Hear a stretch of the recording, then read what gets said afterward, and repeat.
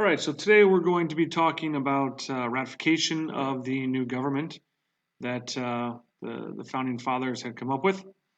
And the other day we ended up talking about at the very end, the fact they come up with a new government entirely. Again, the sole purpose was to revise and amend the articles at that Philadelphia Convention. Instead, they come up with an entirely new idea and a new government. And the last thing we talked about was how the newspapers had to print it and then get the people to help approve it and being supportive of it. And what we had is we needed ratification or approval in 9 states. But we're going to have 2 main groups that come about this. One is called the Federalists, and the other group is going to be called the Anti-Federalists. So the Federalists will be in support of the new Constitution. Anti-Federalists will be against the new Constitution as it is. So the Federalists here, again, they're in support of the Constitution. James Madison, there's a picture of him down there at the bottom. He is considered the father of the Constitution because he wrote most of the Virginia Plan, or authored most of the Virginia Plan, which most of the Constitution was based on.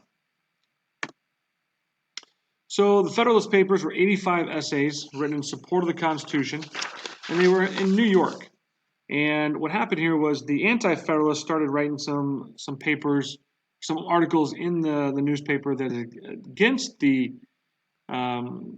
Constitution. So 3 men, John Jay, James Madison, and Alexander Hamilton, authored 85 essays and which became known as the Federalist Papers. Again, these were 85 essays written in support of the Constitution and outlining the need for this Constitution and kind of basically what each thing was going to, the reason why they did this. So it was very interesting to see some of these different ones, some famous ones, Federalist 10, 51, 78. Those are 3 pretty famous ones of the 85 essays. But they wrote this in support, and they wrote this anonymously under the name Publius in the state of New York, trying to get support for this new Constitution. Again, the Anti-Federalists, they were against ratification as is. They actually were writing their papers, their essays in anonymous as well, and under the synonym Brutus.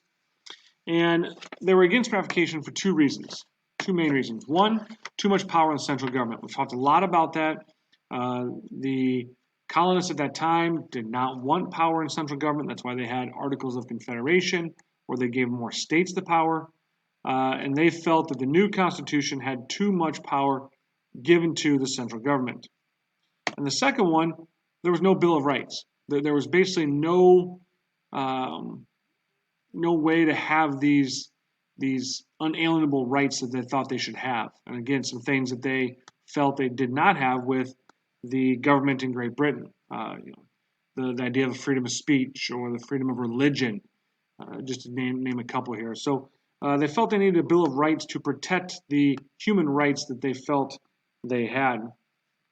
Some notable Anti-Federalists: Patrick Henry, Sam Adams, John Hancock, and Thomas Jefferson.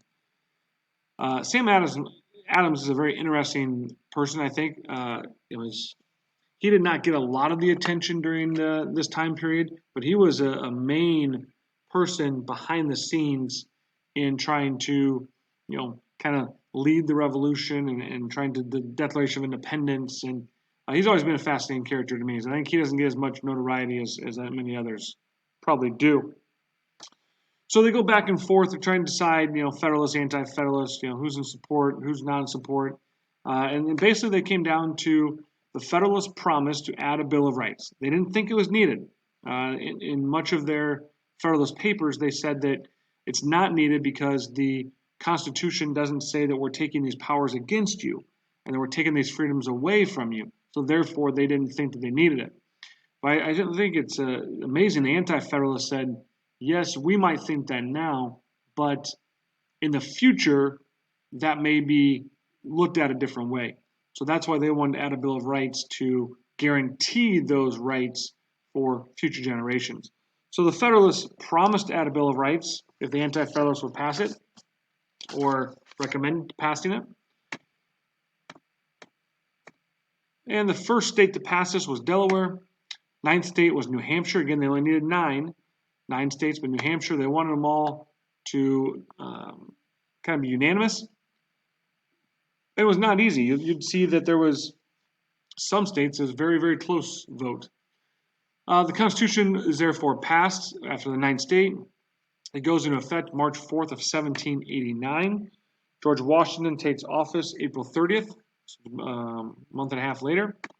And the Bill of Rights were added in 1791 as promised by the Federalists. So 2 years later, they added the Bill of Rights, which ends up being the first 10 amendments to the Constitution. So think about that, the fact that they just come up with this brand new government they thought is amazing and wonderful.